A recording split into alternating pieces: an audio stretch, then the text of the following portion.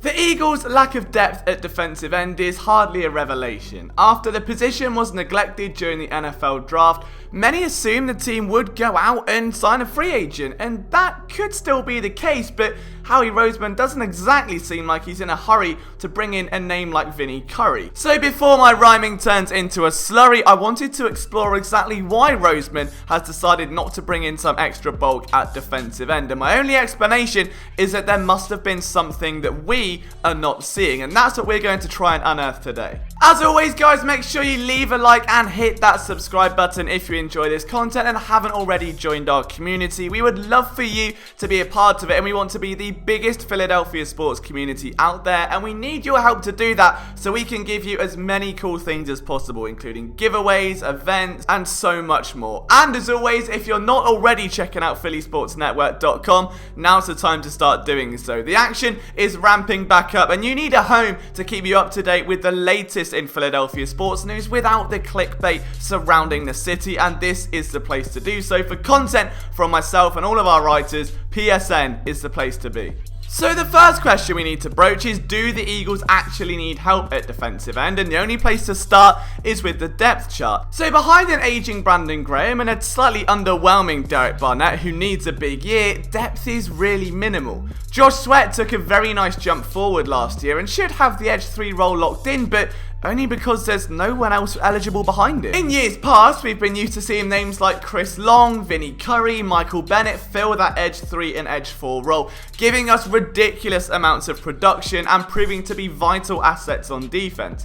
This time around, Sharif Miller, a second-year pass rusher with 2 special team snaps to his name, is in line to fill those boots. And behind him, only Casey Toohill, a 7th-round draft pick, remains. So depth really is at a minimum. But why would the Eagles leave that position so barren on purpose? Well, we're forgetting about 2 players. The first of those is Malik Jackson, a defensive tackle by name, but oddly a defensive end by nature once you start digging.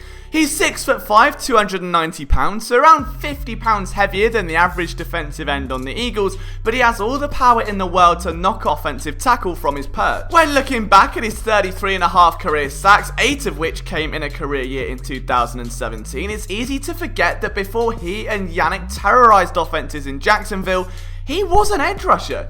Jackson was drafted out of Tennessee as a defensive end, amassing 6 sacks in his sophomore season from the position. In 2015, he played as an outside linebacker in a 3-4 under Wade Phillips and rallied to a further 5 sacks. Even in Jacksonville, Malik was occasionally used as a 5-tech and proved he can still be a matchup nightmare off the edge. We know the Eagles love their NASCAR packages with up to 4 defensive ends on the line, but how are they going to do that this year?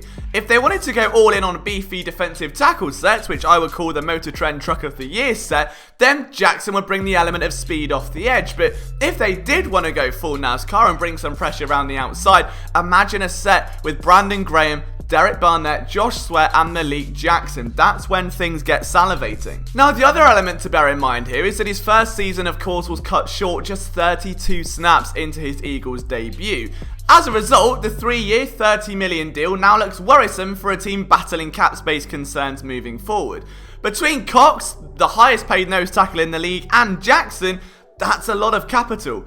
Maybe part of the plan is to have him attack in a hybrid role. It would lift the strain from a flailing defensive end group while keeping plenty of depth inside. And seeing how the team used Michael Bennett a few years ago, where he was very much in that similar vein, could line up inside but did a lot of damage outside, it's not too far out of the realm of expectation here. The second player on this list is Genard Avery, and I've spoken about him numerous times already this year, and he is somehow one of the most overlooked players going into 2020, despite the fact the team actually traded a 2021 4th round pick for him at the deadline. Now, in case you've forgotten, let me bring you up to speed. He's 6'1", 225, which is obviously much lighter than Malik Jackson, and notched 4.5 sacks as a rookie back in 2018, where he was a 6th round pick of the Cleveland Browns. He'd certainly looked like he was going to be an absolute steal for Cleveland until the Browns did the Browns and randomly changed scheme and started Avery at linebacker, where he just didn't really fit. And Jim Schwartz and Howie Roseman smelt blood in the water, attacked at the trade deadline, and picked up a very intriguing player.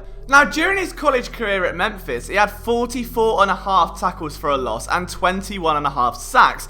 That's ridiculously productive when penetrating the offensive line, and that's exactly what Jim Schwartz wanted him to do early.